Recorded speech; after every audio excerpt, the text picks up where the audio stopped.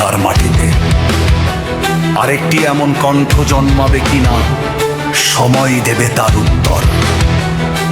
কারণ ইতিহাসে কিছু মানুষ আসে, তারা শুধু মানুষ নয়, একটি প্রশ্ন, একটি প্রতিবাদ, একটি জেগে থাকা বিবেক।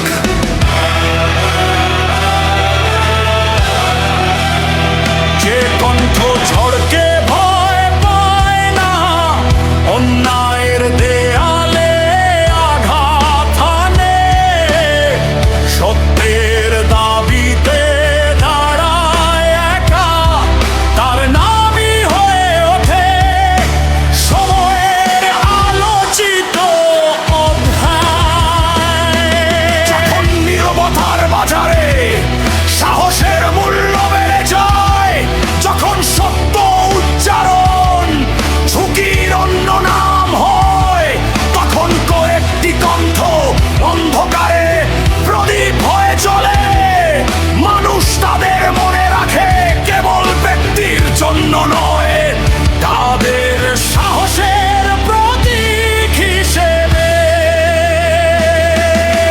বাংলার নদী জানে, এই মাটির ইতিহাস জানে, যারা অন্যায়ের বিরুদ্ধে শব্দকে অস্ত্র বানিয়েছিল, তাদের পদচিহ্ন মুছে ফেলা সহজ নয়।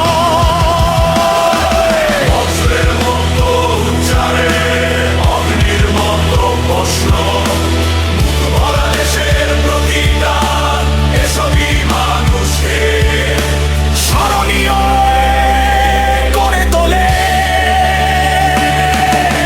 সময়ের ঝড়ে অনেক নাম হারিয়ে যায়, কিন্তু কিছু নাম আলোচনার কেন্দ্রে থেকে যায়, কারণ তারা বিতর্ক, সাহস আর বিশ্বাসের প্রতীক হয়ে ওঠে। হে বাংলাদেশ, তোমার বুকের প্রতিটি ধূলিকণা সাক্ষী থাকুক, যে জাতি সত্যকে ভালোবাসে, সে জাতি কখনো প্রশ্ন করতে ভুলে না, সে জাতি স্বাধীন চিন্তাকে বাঁচিয়ে রাখে, সে জাতি অন্ধকারে হারায় না। আজ যদি কেউ বজ্র কণ্ঠে অন্যায়ের বিরুদ্ধে দাঁড়ায়, তবে সে একা নয়, তার সঙ্গে হাতে